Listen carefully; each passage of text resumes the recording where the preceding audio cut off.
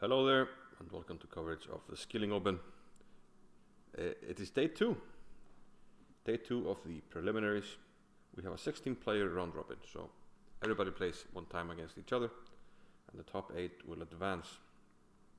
And after day 1, we have Anish Giri leading with 4 points out of 5, Magnus Carlsen and Antón with 3.5, and then we have a bunch of people with 3 points, including Hikaru Nakamura, who's in the top half, one of the best known chess players in the world, has a very popular Twitch channel, so very well known for his online play. And this is an online tournament, so he is one of the favorites.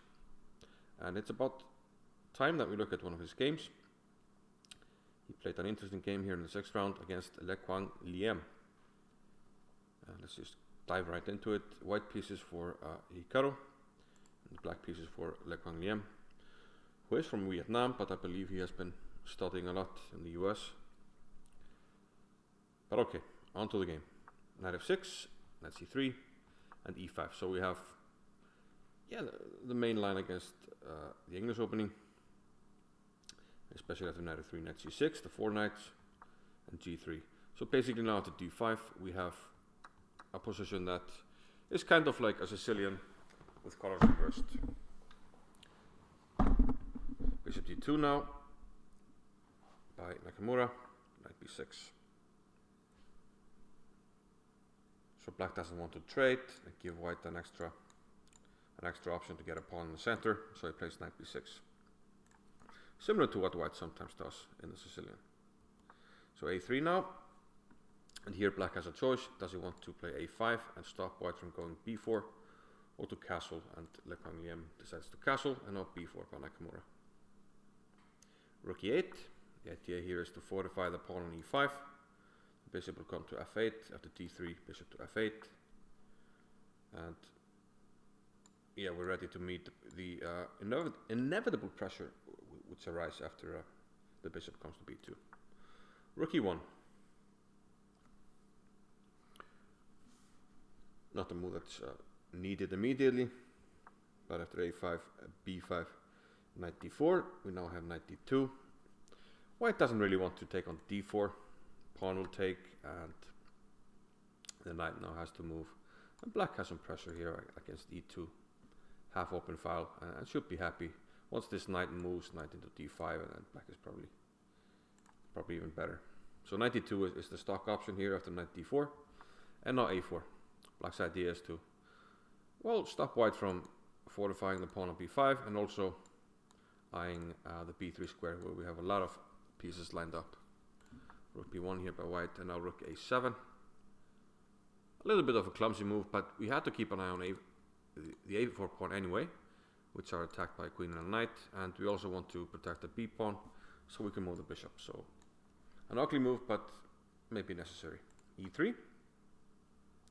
Knight moves back, and Nakamura attacks the pawn here on e5. We have a trade here. Black is happy to get rid of the knight on e6, which maybe didn't serve much of a purpose. Could have perhaps gone to c5, but then you have to factor in white going d4, which is probably what white wants, so this is probably the move that should be played. We have the trade, and now bishop e2.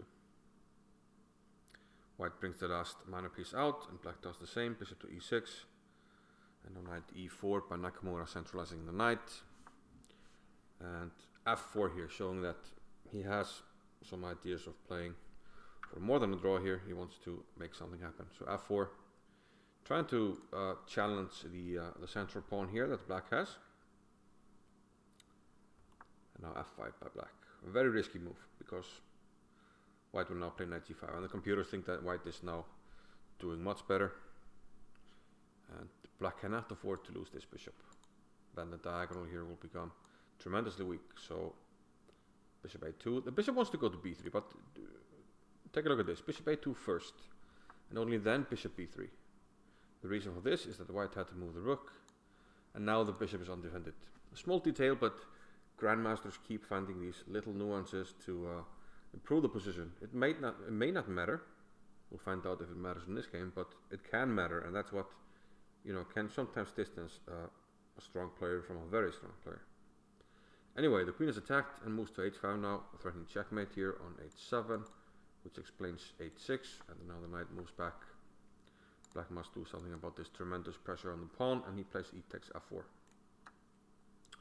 Takes, and now black has a choice. This pawn is under attack. Could be a problem. I think we can safely say that white is better here. It's a very nice bishop here, and especially black has some pretty bad pieces here on the queen side, and he tries to rectify that situation by going rook to a5. Now, why doesn't white take the pawn on f5? Very good question, but he doesn't do it yet. But the reason will be revealed. Stay tuned. Knight d4, bishop f7, and now queen h3. Now we can still take this pawn, but, and especially now, if you take the pawn with the queen, there's going to be a fantastic move. See this situation here? The pawn is pinned. So c5 is a fantastic move. Two pawns here, but very sneaky. Two pawns, and if you take en passant, they both disappear. Voila! The queen drops. So after c5, the knight would have to move, and then the rook can take on b5.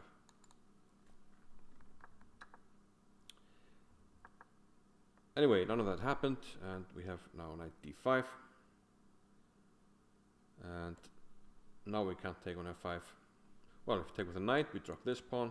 Take with the queen, we drop this pawn. So knight d5, probably a strong move. Queen g3. Queen f6. And still this looks very good for white. Nice centralized knight, strong bishop. I also like the central pawns here. I mean, they're far back, but they give white, you know, added weight in the center and some dynamic possibilities. Rook c1. It was probably better to play rook b1. Remember when we kicked the rook away? It's actually better here to protect the bishop.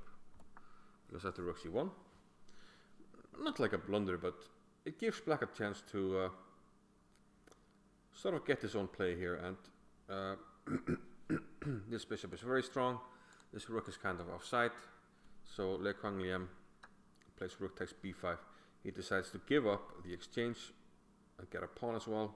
So the passive rook sacrifices itself, and now we take on b2. So now black is hoping to get some play. This pawn could become weak. There's pressure on e3. Black is maybe hoping that this guy will come alive somewhere in the future. Who knows? But Nakamura's reaction was not the best. He took on d5. And here he could have played rook b1. And it's a game. Black has the bishop pair, a very strong bishop here. And I think the game is up for grabs. But instead, Nakamura plays knight takes c7. And here comes an absolute thunderbolt. Very nice tactic. Try to find it if you have a few moments. Pause and come back. But now we're going to look at the thunderbolt. The thunderbolt. Fantastic move. Look at this. Whoop-ah! Rook takes e3. This is, I mean, Nakamura's reaction was like, he doesn't have a poker face, so he couldn't hide his disappointment of, well, having such a nice position and then dropping to this. If queen takes, it's mate. If rook takes, this drops. And what's more, this is hanging. Might even be close to mate. I mean, the bishop can come in if the rook starts interposing. So, after rook takes e3, Nakamura sacrificed the queen. But he simply doesn't have enough. After rook takes g3 check, he only has a rook for the queen. No, actually he has two rooks for the queen, but he's dropping a lot of pawns here, so that's the problem. Rook c4, queen back to d7. And these two passed pawns here, they will decide the game. This is just too strong. King f2, b5. Look at the pawns marching down the board. b4, b3 immediately. And Nakamura has no choice here. He has to stop something, so he gives up the exchange here. Takes on a3. We have this trade. Queen b5. King e2, and white can't, get the pieces organized to make any kind of fortress. So black just has to make some accurate moves here.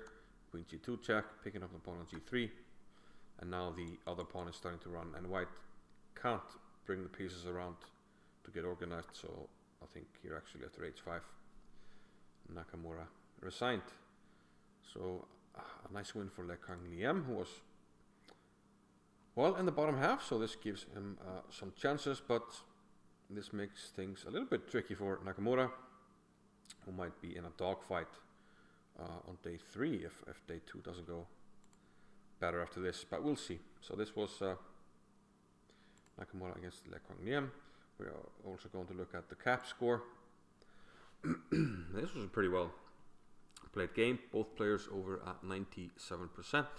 We see that the game was more or less equal up to the middle game, but Nakamura started to take over after the f5 move, had a fantastic position, and was doing quite well until he allowed Quang Liem back into the game and blundered horribly, and black had a completely winning position from there on out. So nicely done by Quang Liem, and well, we'll have to see what happens. And I'll see you later. Thank you. Bye bye.